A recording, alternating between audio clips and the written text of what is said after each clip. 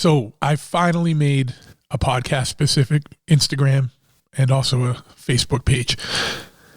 It was just getting too intertwined with my personal stuff, so I wanted to separate it out. I should have done it a long time ago, but I'm a moron with social media, so it is what it is. So I got a new page up. So if you're on Instagram, give it a follow at The Big Truth Podcast. And, sorry, yawning here. It's first thing in the morning. I forgot to record these drops before I did the episode the other day, so I'm doing it now so I can edit it all. And on Facebook, it's just facebook.com/Big Truth Podcast. No the on that one. If you haven't already subscribed to YouTube, please, I need to bolster those numbers up. I was late to the game in YouTube. Go over to youtube.com/The Big Truth Podcast and give us a follow over there. Appreciate it. All that, the more subscribers and followers we have, and especially if you're engaging and liking and commenting on stuff, really boosts us up in the algorithm, gets us in front of more eyes and ears, helps the show go and grow. If you want to help even further, go to patreon.com/Big Truth. There's all different levels of patronage there. They all have their own exclusive benefits. And, you get things like early access to episodes, input. Like I ask you if there's questions you want to ask of an upcoming guest, so you get a little inside scoop on things. And you're just part of the inner circle. We got special giveaways and everything like that. Now, speaking of giveaways, we're going to have a collaboration with one of our sponsors and my boy Johannes coming up soon at Tattoo Flash Collective. If you're a member of the Patreon, you get an extra chance at a even bigger prize package than the general public. So we're going to have one for the general public and one for the Patreon subscribers. And so you can check it out there at patreon.com/Big Truth. More details will be up soon, or just follow us on Instagram or Facebook or any of that stuff, and you'll see it all there. And while you're there, if you need some artwork, just check out Tattoo Flash Collective. Now, obviously, if you need art for your tattoo shop and flash for your tattoo shop, it's the first place you should go. But even if you just have a gaping hole in a wall you want to cover up, or just some need for artwork, whether it's a postcard size or a full poster, they have all different print qualities as well. You can get it on standard poster paper or archival museum grade stuff, so it'll outlive you and it'll be an heirloom. Check them out, tattooflashcollective.com. If you use the promo code BigTruth at checkout, you get 10% off your order. If you're a Patreon subscriber, you get even more. So once again, membership has its privileges. Check out my motorcycle shop, Chopperhead Customs. We're located at 13 County Road, East Freetown, Massachusetts. If you are not in the area, just go to www.chopperhead.com, spelled CHOPPAHEAD. Full brick and mortar motorcycle shop. That means you come in, we got a parts counter, we got a showroom, we got an area with like riding gear and apparel. So you want a t-shirt, hoodie, helmet, gloves, whatever, we got you covered. Needs parts, we got parts for whatever you need. We're hooked up with every parts distributor and manufacturer. So just if there's something you see and if something you want and you don't see it on the website, give us a call, shoot us an email, we'll get it for you. But that said, we work on any year Harley, so you need a custom motorcycle built or you need an oil change, anything in between, we got you there too. So give us a call if you need anything, or follow us on Instagram, simply at Chopperhead, or give us a call, 508-995-6764. For more information on the podcast, go to bigtruthpodcast.com. And if you want to rep and rock some show gear, go to click the store link. I got a brand new design up called the Bringing It Down, and for those of you that will get the reference to Judge, an old New York hardcore band that had a big influence on me when I was a kid, still does to this day, and Mike was actually a guest on the show. I don't know the number offhand, but you can go back and check that out. So check that out. It's a rad design. It's a homage to the Judge logo, and yeah, that's about it. This one is we got my man Jon Anastas, who was an old Boston, original Boston crew guy from the early 80s, is still in the band DYS, was the original bass player for Slapshot. It's a good one. Get into some punk rock history. So without further ado, check it out now. The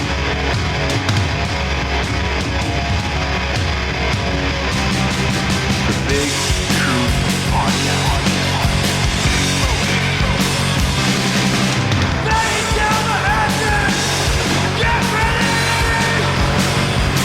Ignition sequence start. 6, 5, 4, 3, 2,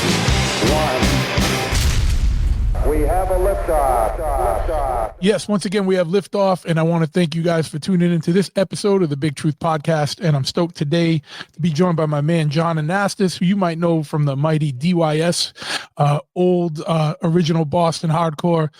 He was also the initial, the OG bass player of Slapshot, and also has had a illustrious career in marketing, advertising, and video game industry and crazy stuff like that. So, he's a man that covers all bases here. So, also into cool bikes and cars and stuff. So we'll have a ton to talk about. And Jon, man, thanks for coming on today.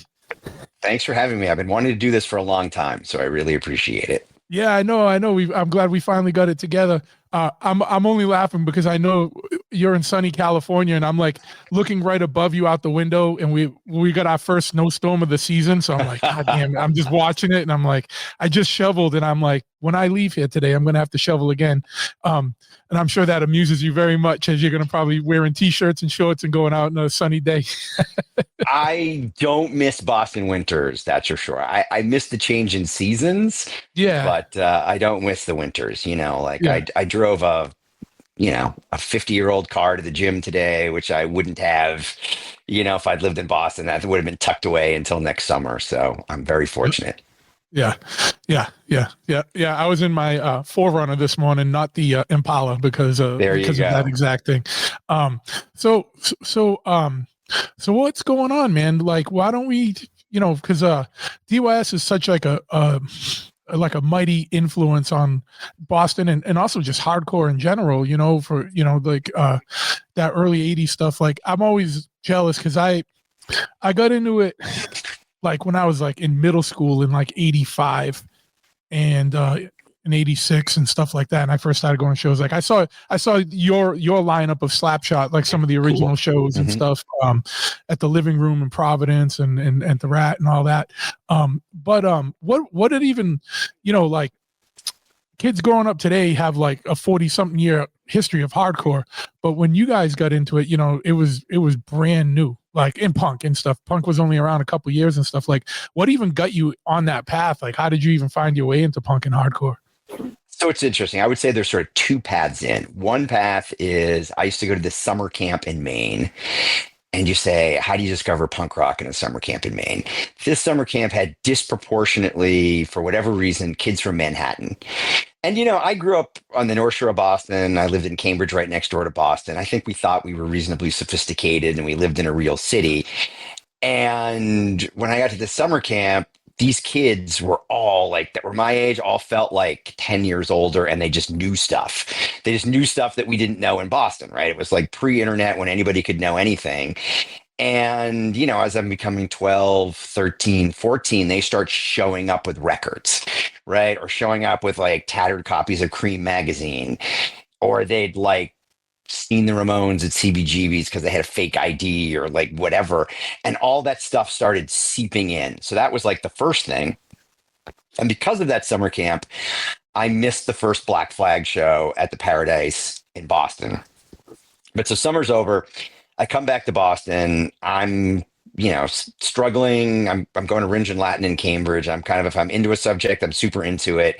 If I'm not into a subject, I'm not into it. And this, I'm sort of struggling with school. And this guidance counselor sees how important music is to me. And, it's actually another guy who was sort of crucial, Paul Richards' dad, Punky Richards. It's his dad who's my guidance counselor. And he gets me this high school internship at Newbury Comics. And so a couple days a week, I take the bus across the river. I, file records, put pricing labels on records, etc. And I start meeting people, right? Because everybody's coming in, and it turns into Saturday mornings. And Saturday mornings, I think I'm on shoplifting duty. And I think I was like placed on a milk crate by the front door, and I was just supposed to see like stealing records and try to stop them. And that's when I start meeting Al and Jamie and everybody else. And I'm exposed to the records themselves. If you think about, Discord would ship like 5 SOA 7 inches in there, and I get one, right? Because I was there when they unpacked them. I was there when they priced them. You had first pick. Yeah, and that is what got me into it initially. Now, that was the original one? There was only the one Newbury Comics, right? Before it turned into a local chain. There was only the one. the first prototype of reopening is at some point it started as just a comic store, hence the name. Yeah. They moved comic books across the street to give all the square footage, I think it was 267 Newbury, into records. So the first expansion was just like dead across the street. They moved comic books, but that was it. And it was interesting. I worked there with Amy Mann from Till Tuesday. I just saw her at a wedding in LA. I hadn't seen her in a super long time. It was great to catch up with her. But a whole number of people worked their way through that store. Richie Parsons famously worked at that store forever. I think he had a 25-year career there or something. But yes. Yeah. And I mean, for any, we're talking local stuff, but anyone that's been anywhere near Massachusetts knows what Newbury Comics is. It's like the spot like that probably is more responsible for the growing of punk rock and hardcore and metal and stuff in Massachusetts than any other store there. It was like, even when I was a kid, I grew up in New Bedford, but it was like, we would take the pilgrimage, right? Like get on the bus, get up there so that we could buy records. We'd hit there, Second Coming, all the spot. Or go to the show and hopefully have enough money to get a 7-inch or something or whatever while we're at the show. But yeah, I mean, it's weird because I haven't thought about. It sounds weird. I haven't thought about Newbury Comics in so long, or I haven't been in. So the last time I've been in it's kind of morphed into like what Spencer Gifts was. Yeah, sort of, because obviously, because record sales are down, right? So now it's the vinyl figure, the T-shirt, and the comics are heavy again and stuff. Yeah. And the comics are heavy again, right? Because physical product just isn't. Physical product is sort of like physical product has become the T-shirt for a large number of genres in essence, right? Where what Taylor Swift does to top the charts now is actually an old rock, punk rock play, which is like 7 different colors of the vinyl, and the super fan buys all 7 of them. Like that's the Taylor Swift fan now. But when we were growing up, that was the punk rock model, right? Like Kiss wasn't putting out 7 different colors of vinyl, right? It was like only punk rock fans. Well, they didn't need to back then, right? Like, like if you were signed to a major label, they didn't even need that, That is true. And then also, by the way, it was worth pointing out the Cars opened a recording studio a block up the street. And so like that was the thing, right? I remember when the Bad Brains recorded their album at the Cars studio. It's like that. It just, those couple blocks in Newbury Street just had an alternative vibe, right? There was like secondhand clothing stores that also sold like studded wristbands and, punk rock gear. So you made the pilgrimage from New Bedford. I made the pilgrimage from across the river in Cambridge. People would just, if it was Saturday between like 10 and 4, that's where people were. And then, at 5 o'clock, they'd move to Kenmore Square, right? Yep. But that was just what we did. Yeah. And then it's funny too, because Rick Ocasek and the guys from the Cars had a lot to do, had helped punk and stuff a lot too in those days. And I the drummer, and I feel bad because I forget his name because he's a really good dude. Because we were talking for a while, he wanted us to build him a Triumph because he's into into Triumphs and stuff. And I always thought it'd be cool, but we just never got it together. But yeah, man, there was Boston music I feel it's very underrated. Like, you know what I mean? Because we're such in the shadow of New York, even though like, especially even like in the 80s and stuff, not now, because everything's more global now, but back then, like a lot of hits and a lot of, comedy and music were big in Boston, but we just got so overshadowed by New York City. And, we contributed a lot, Totally. If you think about that time, a hardcore show peaked at the Channel, which is what, 1,500 cap, right? Like, and and SSD would make a pilgrimage to play Santa Monica Civic Center in LA, right? Which is like 3 times the size. Yes, the entire record business was in New York, and the scale was in LA, and we had our thing, but I think as we started going to those other cities, and I think that's why so many of us ended up being drawn to those cities, right? Like so many people ended up moving to New York, moving to LA for the scale, for the opportunity, for all that stuff, Yeah. Oh yeah. And it's also order to escape the people move to LA to escape the weather, right? Or yes. Where are you? Where are you in San Diego? No, I'm in LA proper. You're in LA proper. I'm just east of Hollywood. Oh, okay. All right. Nice. How's things going out there nowadays? I know post-COVID, the world's a very different place. LA is a very different place. So, everything works in cycles. I moved to LA in the mid 90s, mid late 90s, and LA was rough, Yeah. right? Like, if you think about that opening scene from Pretty Woman, right? Like, it was literally like that, right? Pimps and hookers walking the streets, and it wasn't safe. And I used to box at Mickey Rourke's boxing gym, and one day I'd show up there, and there'd be like 9 bullet holes in the door. Yeah. Yeah. I was leaving there one day, and like some tweaked out white dude tries to get in my car at the stoplight, right? Like it was bad. And LA got a lot better. Yeah. And COVID kind of turned it back again. Yeah. Yeah. And Yeah. sadly, it feels like the 90s again. In the Yeah. thick of COVID, I'm driving my son to preschool in Hollywood, like literally in Hollywood. And I'm having, it's like, Daddy, why are those two guys fighting? Daddy, why is that lady Yeah. naked? Yeah. Daddy, why is that guy pooping on the street? I mean, it was like Yeah. literal. Yeah. Wild. Yeah. So, and then unfortunately, we've got the Hollywood layoffs. We've got, Yeah. we had the fires. So, LA's had a string of bad luck for sure. Like I travel a lot and I'm always interested in like what cities are gaining energy and losing energy, and at the Yeah. worst of it, it sort of felt like San Francisco was last. And now it kind of feels like LA is last, sadly. Yeah, yeah. No, that's why I was asking what the climate's like there. And the unfortunate thing too is that it's like reverting in that way, but the prices are still crazy. Oh, dude, it's Because I considered great. moving to LA years ago because I remember you could get apartments in Hollywood like fairly cheap, like compared to Yes. Boston. And then all of a sudden I went back and it was like they were like, nah, it's like $2,000, $3,000 now. I was like, that apartment was like $600. Oh, dude, Like, dude. So the old thing that you used to have to do in New York, and you probably do, is like when I first moved to New York, right after college, ended up splitting a 1 bedroom with somebody because prices were like that, right? So, somebody took the living room, somebody took the bedroom, and the only common space was the bathroom and the kitchen. And I remember being so excited that when I first moved to LA, a whole apartment that was like just mine was the same price as my half a New York 1 bedroom. yeah, Those days are over, right? I mean, yeah, I think technically LA is still a little cheaper than New York, but the gap isn't what it was.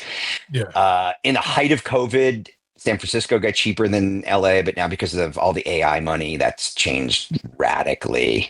yeah, But I feel for anybody trying to like build a life here. Like I've been very fortunate in life, but like it feels harder for me than it did 10 years ago. yeah, yeah. I think everyone's feeling the pinch no matter where they are. Yeah. So DYS, man, like what made you pick up a bass and like how did you find your way into like doing a band? You know what I mean? Like we'll jump around a little bit. I know you're on a timetable, but yeah, man, like what made you decide you're like, hey man, I want to pick up the bass? And then What made me pick up the bass is I didn't think I'd be good enough for guitar. Or guitar seemed too daunting. And what made me do punk rock is like it was like I've told this story too much, so I should stop telling it. But like, I was super into Aerosmith because every kid in Boston of that era wants to be either Steven Tyler or Joe Perry or both, right? And like the thought of like figuring out how to play Seasons of Wither when you're like 12 and you're me is like impossible. And I think there's a Ramones Live in London record. And I think for the first time, like over the course of the weekend, I learned like half the record. And I was like, oh, maybe this isn't totally impossible. Maybe this isn't totally unreachable, and that's what started it. It's like finding a group of friends and like being able to like bang out like, Sheena is a punk rocker, right? Because it was like accessible and the energy was great and all that stuff. And I'm glad I stuck with bass because I get better, but I'm still not like, you play with Craig Silverman, who, I think is like one of the great journeymen. Like he may be, I'm going to go out on a limb here. He may be considered in his time the Steve Jones of hardcore. And what I mean by that is like Steve Jones is considered the greatest underrated meat and potatoes kind of like, and I mean meat and potatoes good way guitar player. And I think Craig is going to be the Steve Jones of hardcore, where people are going to look back and be like, dude, you're in the pocket always, right? Your strumming hand is on point. And beyond that, like his writing, like if he's writing a Blood for Blood song, it sounds like a Blood for Blood song. Right. Agnostic Front song sounds like a Agnostic Front. A War Machine sounds like War Machine. The Slapshot sounds like Slapshot. When he can write for the band, like and carry the sound. And that's a whole other talent, that is like a gift, you know what I mean? I think more than something you can learn, Right. But my point is I am not the Craig Silverman of hardcore, right? And what ended up being great about bass is, and I'm probably giving myself too much credit even this way, I could become the Flava Flav of hardcore, right? Like my thing became performing more than playing. Yeah. And also became, and it launched me in my career, like marketing more than playing, right? Like I was always the guy, like what order should we play the songs? Like what should the back line look like? What should the tour poster look like? What should the records look like? Like that kind of became my contribution. Yeah. If you think about like a band, somebody's the writer, somebody's good at, like that ended up being what I was good at, or at least I think someone's the booking agent, someo's the art director or the marketing manager. Yeah. You don't have labels. And I did a kind of solo friend project that I released in 2024 called Disbanded, where it was way more rock and roll, and I got to play guitar for the first time because it was my thing, and straight up rhythm guitar. Every lead on there is somebody else, but it was fun this many years later to be like, okay, I can play semi-credible rock and roll rhythm guitar. But yeah, all right. But like, how did DYS, like, how did it go from you picking up a bass in your room and learning the Ramones records to like getting DYS going, and like how did DYS form, or how did you get in that, and tell the story of that? Sure. It became just like SSD is the nucleus, and then all these bands just sort of like organically splintered off it, right? It was like Last Rites, Negative Effects, DYS were like very clear splinters off like Boston Crew. Like I had met Dave Smalley through the SSD guys. We both started showing up at SSD shows and we started doing stuff together. And then it was Al Barill's suggestion that Andy Strahan play guitar, right? And like Andy was part of the Boston Crew, and he said to Andy, you should play with DYS. They're looking for a guitar player. So that very much became the nucleus of it. And then since then, because we had this whole second bite of an apple, there's been, this number of different people in the band, all with roots to old school, hardcore, and like Boston. And it's interesting, right? Because you sort of like, if you watch, like, again, I'm not comparing us this, but when Metallica had to replace Jason, right? Like they knew the bass player, right? Like he had a shared set of values, right? They knew Trejo, like, and it's sort of been that. Like I moved to LA, and we ended up doing more shows, and I needed an LA based lineup. And who's around me? Franz Stahl from Scream is a neighbor, right? Lives half a mile away. Who's also in the Foo Fighters. Al Pahanish came to Boston to go to Berkeley, was in Power Man 5000.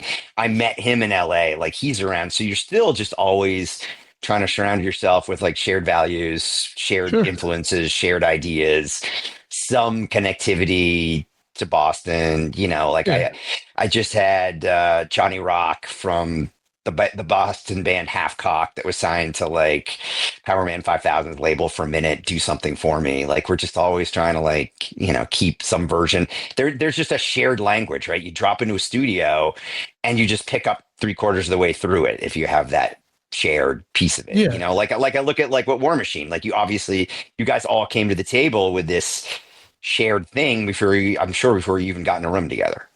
Oh yeah, that was a joke from like Blood for Blood's last tour in Europe. I went out with them, and we were, it's a long story. I'll tell you sometime. But we're here to talk about you today. No, we're here to talk about both of us. I know. But yeah, so like as I said, as a kid getting in, I was so mad. I was grateful that I got in when I got in. I got to see like the last FU show before they were Straw Dogs and stuff like that. I got to see Jerry's Kids with Suicidal. I got to see the tail end of everything, of the first wave there. But I was so mad that I missed the SSD, the impact unit, like Siege, all like the stuff that came before DYS. And I'm glad that I've gotten to see most of those bands by now, because Yeah.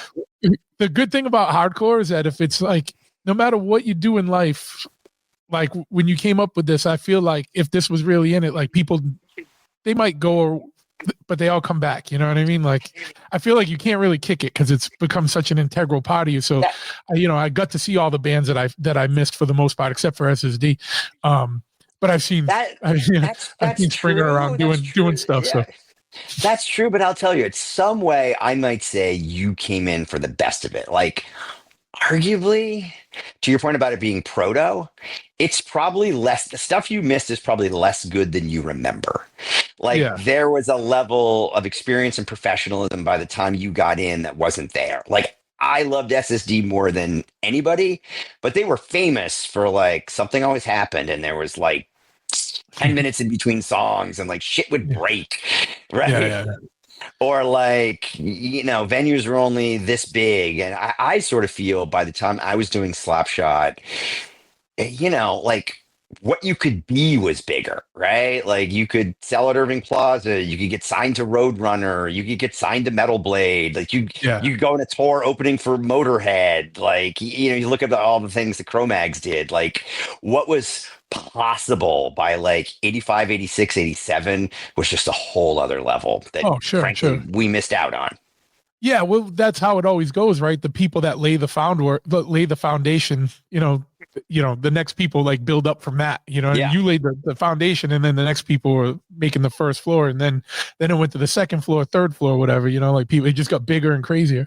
And now then it died down.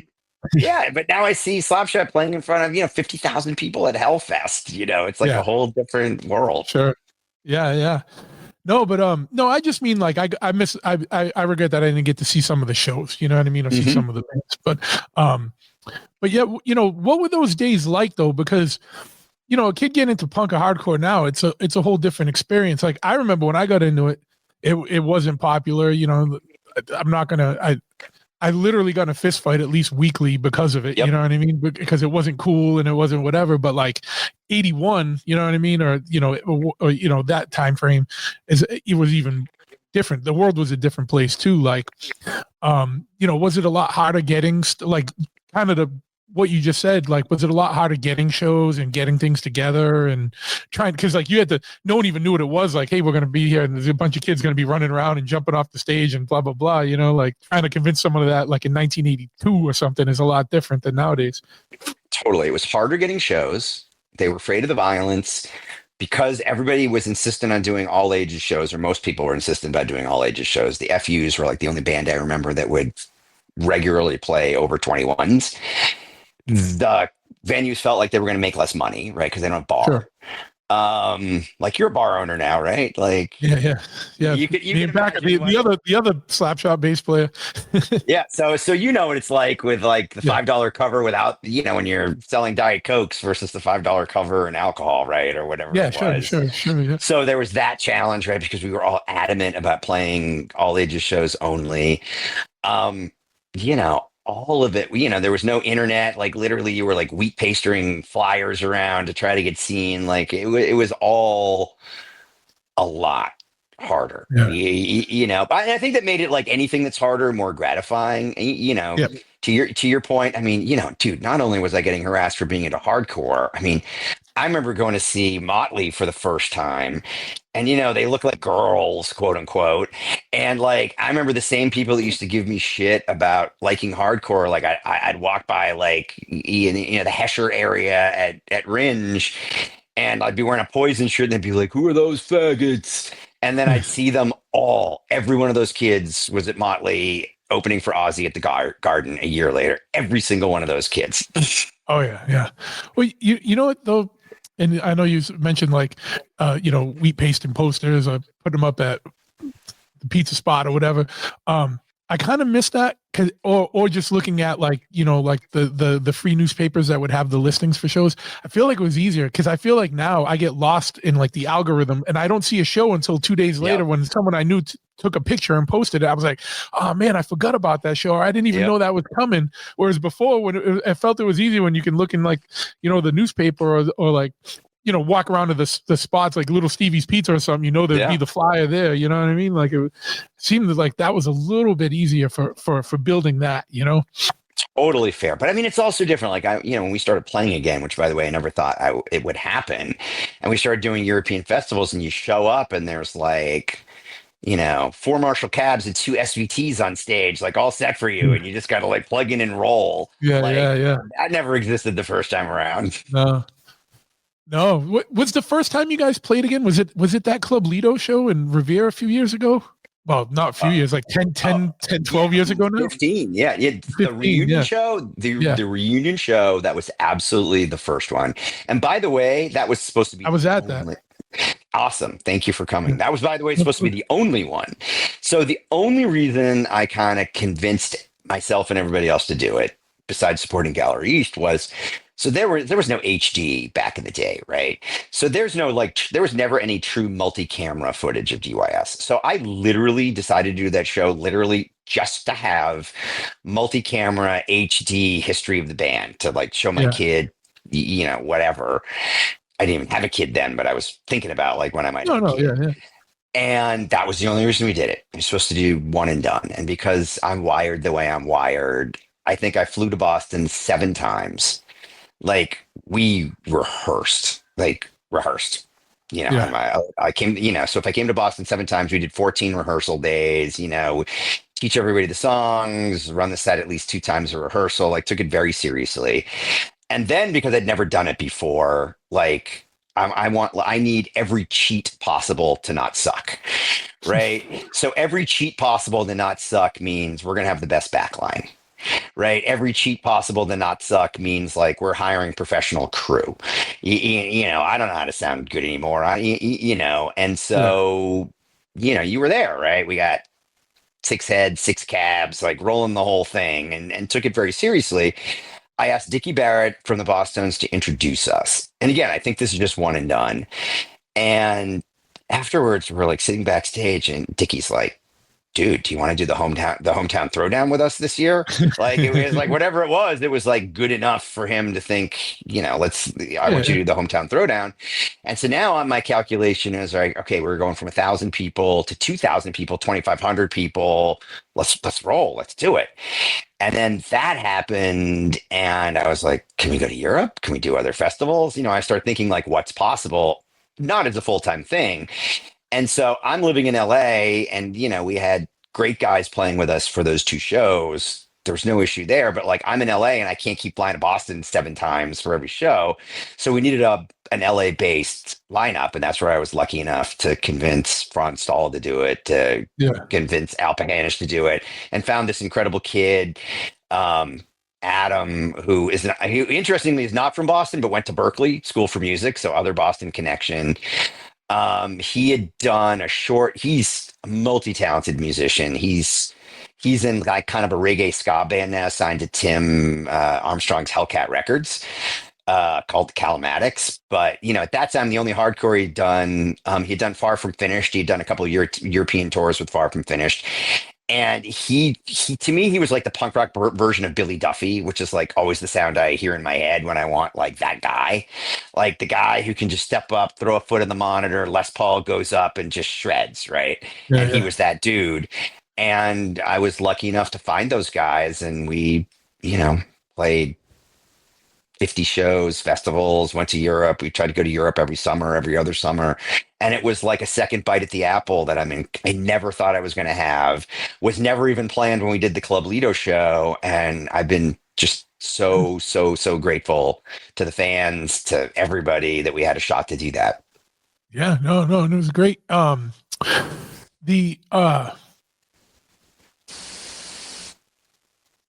let me ask this because we talked a little bit before. Anything coming up show wise? Are you guys keeping the train rolling, like or new music or anything on the horizon? Yeah. So anything that you can talk about?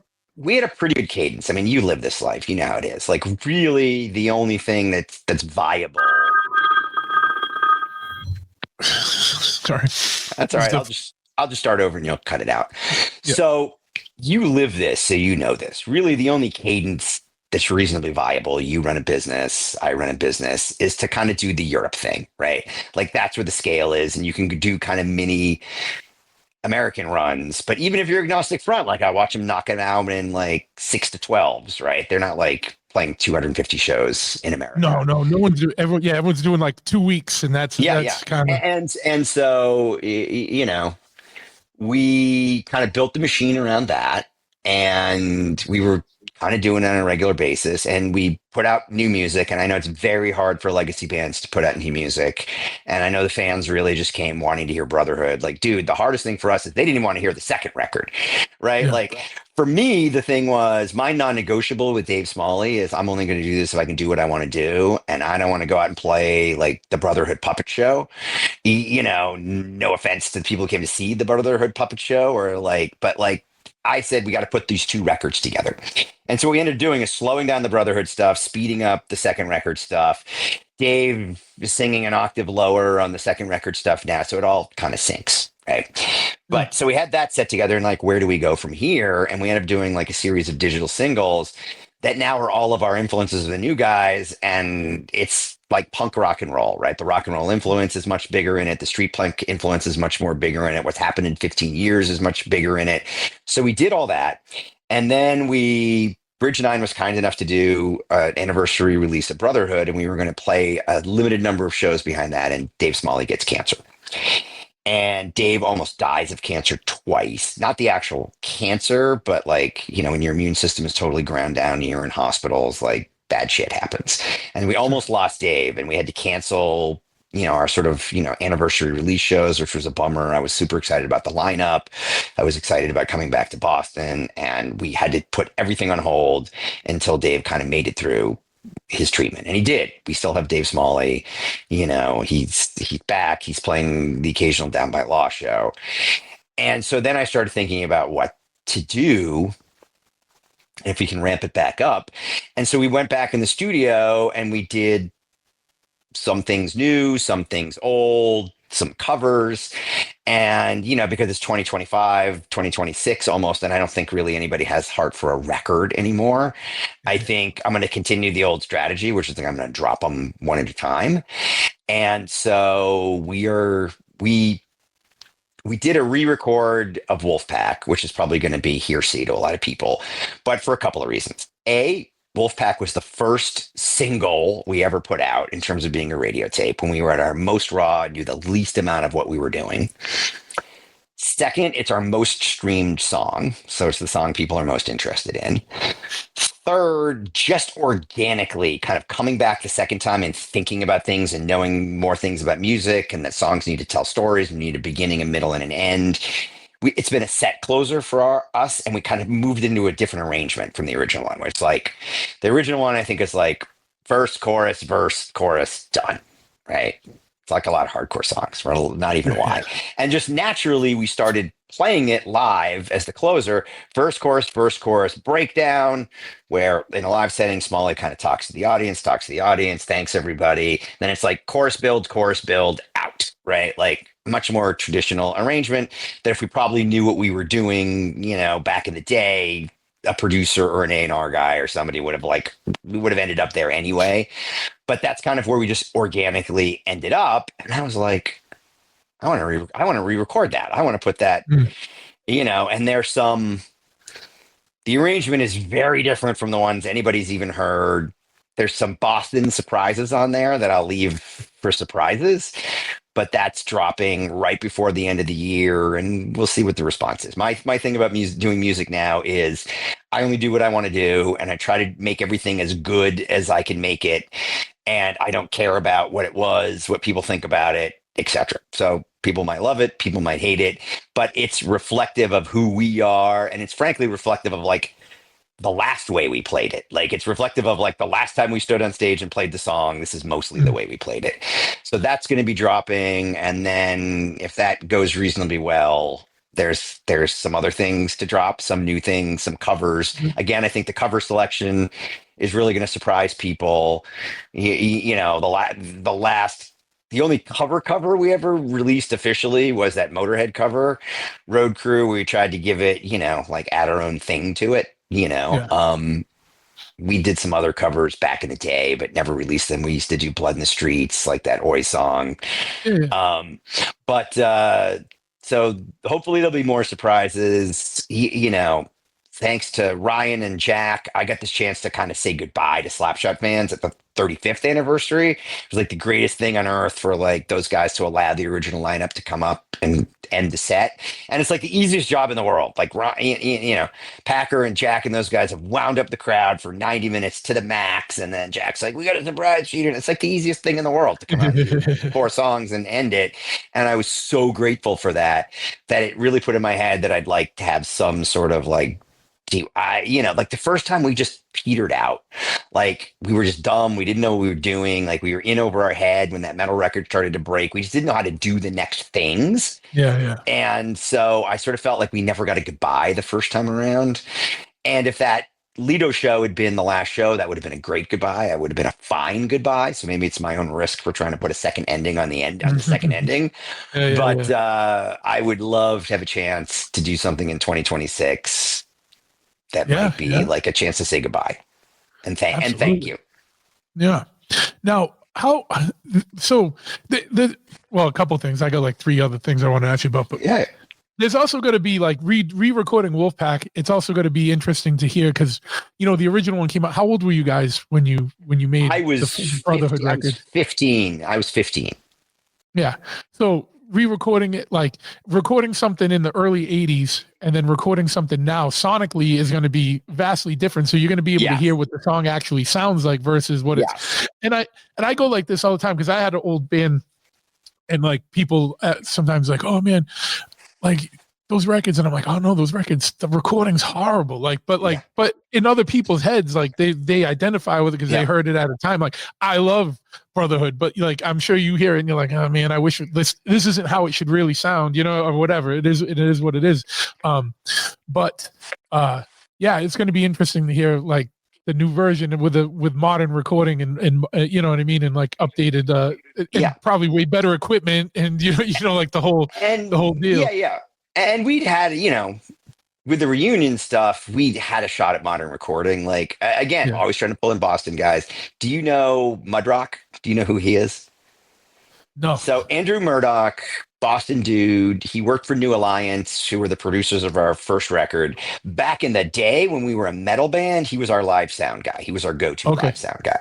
Then Mudrock went on to, he's got producing credit on all those multi-platinum Godsmack records, right? So like Mudrock like made an impact and he was the new metal guy to go to for a long time.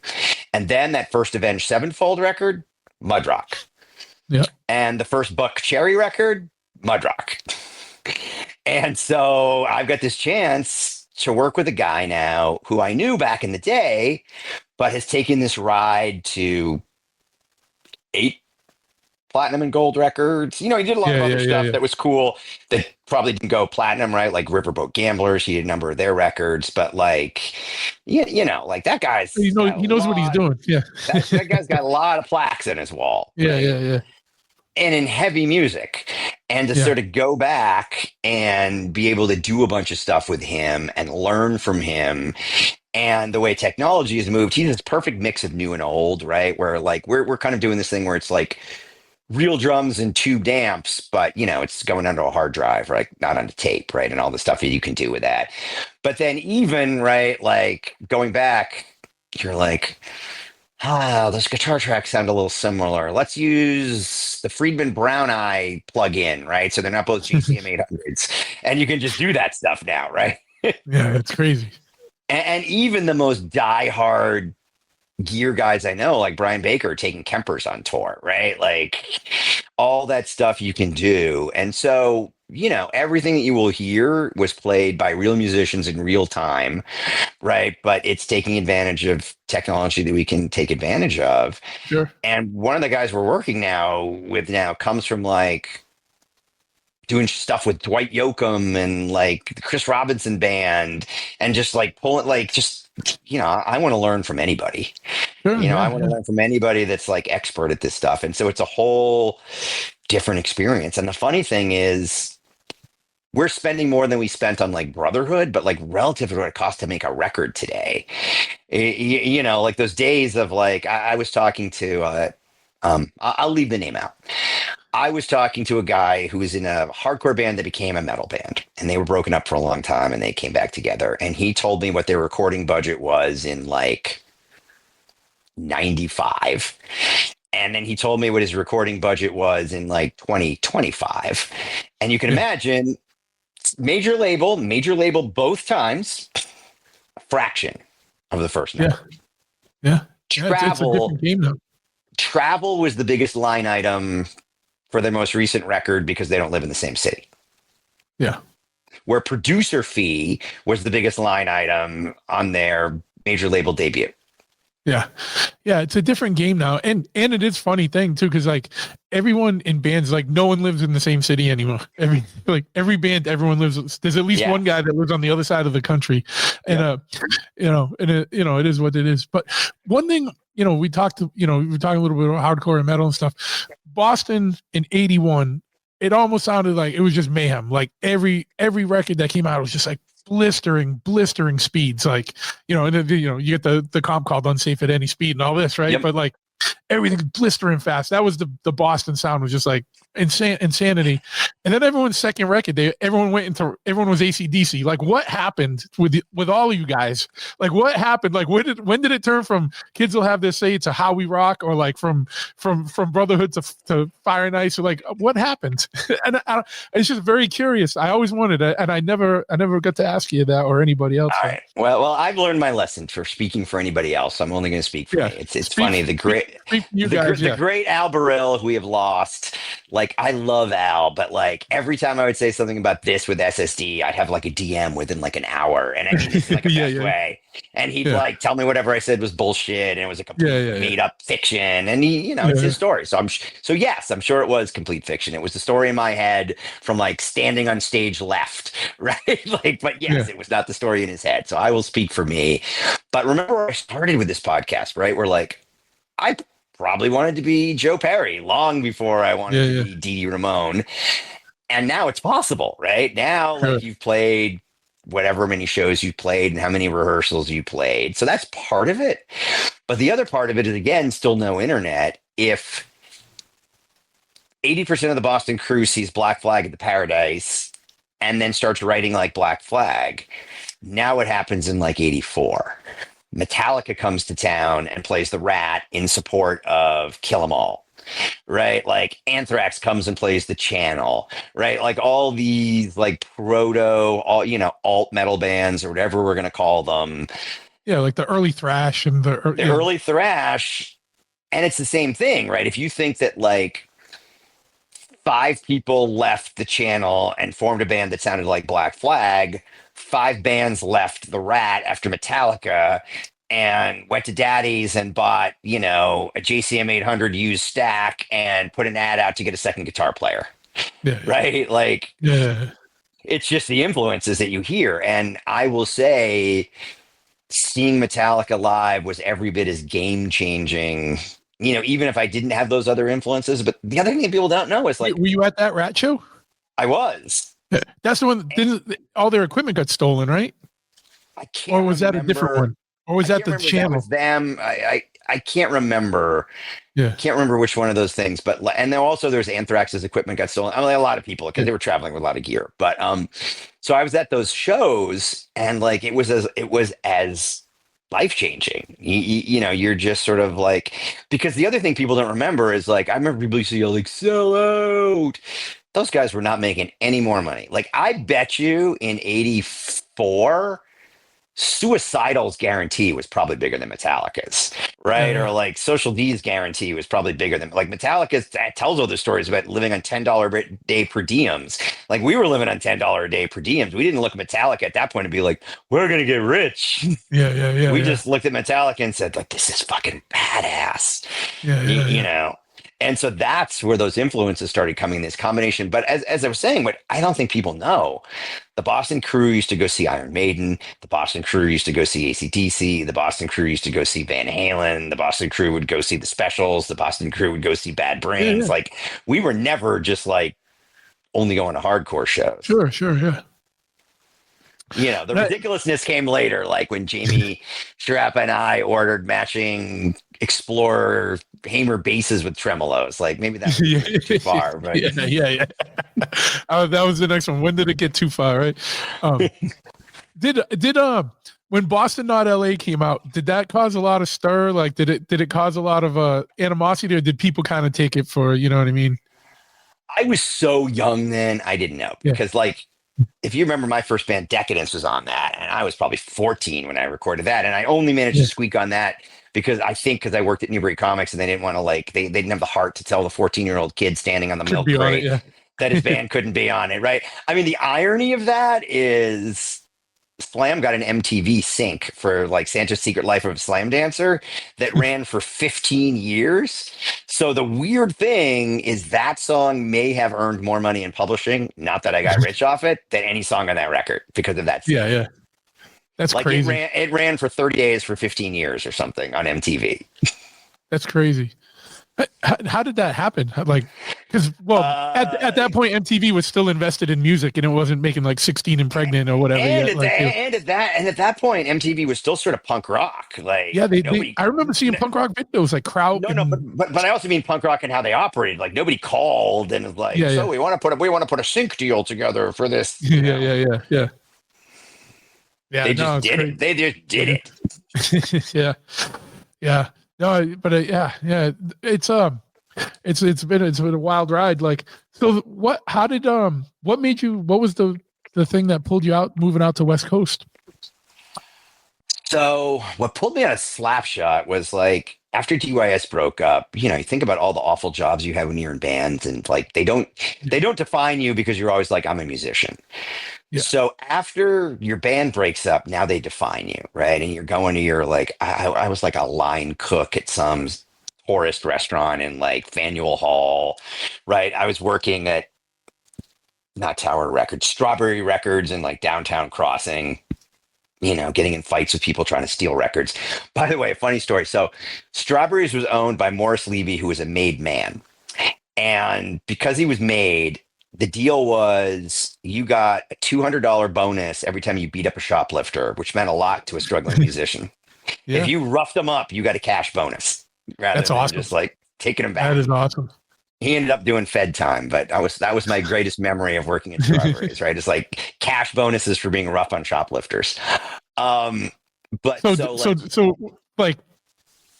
not just skip over that. Like, did that was that a pretty lucrative side hustle? Like, no, because I'm small and not that tough. So let's be really clear. I'm small and not that tough, and I discovered it by accident the first time, right? Yeah. Like, you know, somebody made it impossible for me not to defend myself, and I did. There was a surprise in my check that week, and I asked why. And so it gave me a little more greed courage when it happened, but, like, I'm not a tough guy. It's not that. That's a good name for a band.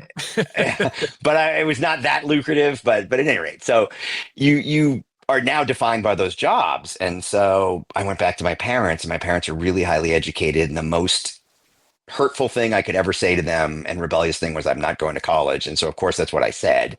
And then I said, hey, you know, that college thing, and they were kind enough to put it back on the table.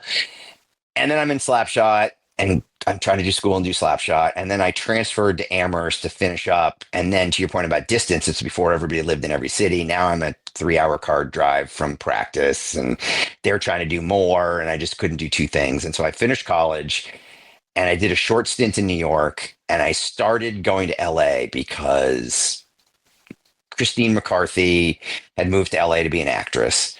Jamie and Angie Sharappa had moved to LA.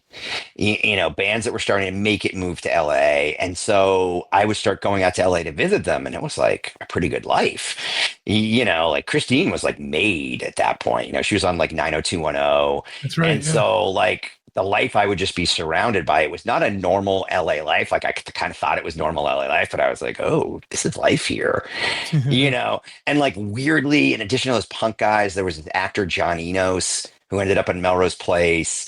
And I'd known him from this like hardcore steroid infested bodybuilding gym in Salem, where he used to sell steroids out of the men's locker room. And then he became a huge model, a huge male model.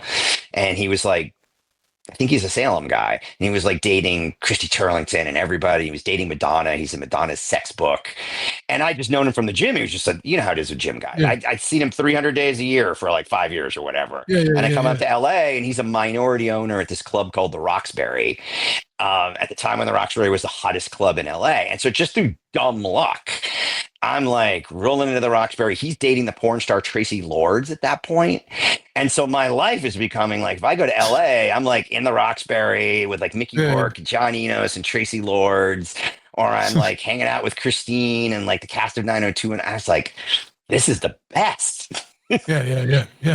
And I thought everything in LA was like that. And so I was like, I got to move here. And I figured out how to get the biggest ad agency in the world to give me a job in their LA office. And that was my start in LA. Is that what you went to school for advertising? No, the funny thing, so advertising people don't actually like people that studied advertising. They actually like people who started liberal arts. Their belief is like, if you take a liberal arts degree, you learn how to think, and we'll teach you how to do the job. At least then. I actually thought I was going to be a music industry lawyer. Like I didn't think I was going to go that far from the apple wasn't going to fall that far from the tree. And political science is a big pre-law undergrad thing to major in, but it's also a big advertising thing that I didn't know. So I ended up with sort of like the right undergrad degree, and I still wanted to be creative, and I decided law school wasn't for me. And so I was able to get a job at a really big advertising agency in New York. And then you want to talk about sort of punk rock disruption. It's the very beginning of New York advertising.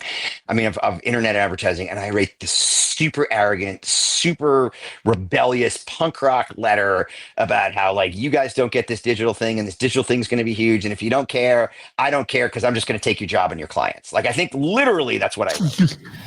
And it got published in like Adweek, right? It's like a letter to the editor, right? But like, I'm throwing the punk rock attitude into it.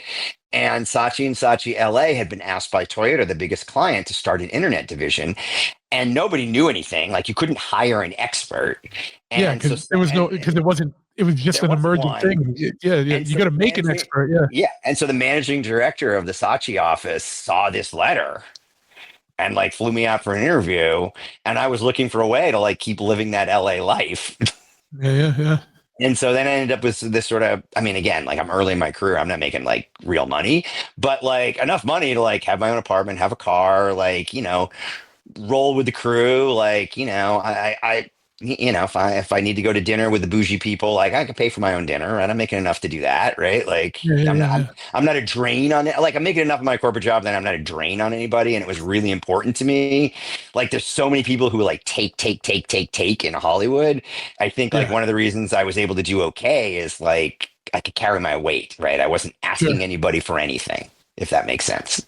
Yeah. And also everyone I know that moved to LA or moved out west, somewhere out west from east, like displays a work ethic that and also not even in an attitude about things that like they appreciate, like if they're, you know what I mean, like not everyone appreciates it, but people that are like hiring employees and appreciate it. But still not everybody appreciate it. I mean, you know, I got a lot of like, whoa. Like, pull this back. And it's funny because I've gone back and forth a lot. I get this weird thing where like if I'm in New York, everyone's like, you're so LA. And when I'm in LA, everyone's like, you're so New York, right? It's like, it's funny, but yes.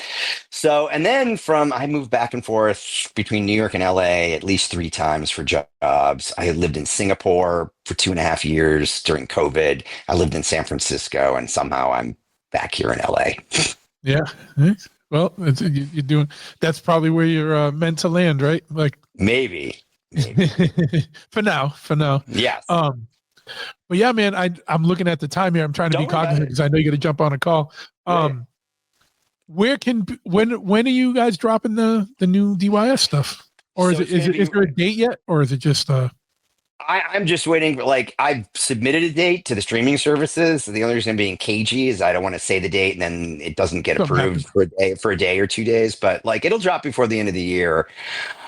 The other thing we have to talk about because we have a minute, dude, is like you got on my radar because you were building the sickest bikes. And Mm, like we've been going back and forth. We've never actually done a bike together, but like one of the things we got to commit to is like, dude, we got to do a bike together at some point. And my absolutely, wife, man. when she hears this, will be like, I know we won't. And I was like, it's going to end up, we're going to build a living room bike. It's like, We can build a living room bike that can easily go outside when it needs to go outside. yes. Yeah, like I know we started talking about it. I'm down whenever, man. Just you let me know when you're ready to pull the trigger, and we'll Because, get that dude, moving along. you're like a Renaissance man. When we met, I didn't know about your musical background, and I just thought you were this like badass bike builder. And I was like, he's a musician, he's a writer. Like, it's interesting. Like, I'm really realizing as I get older, is like you're either born with this creative fire or you're not. And it manifests itself in so many different ways.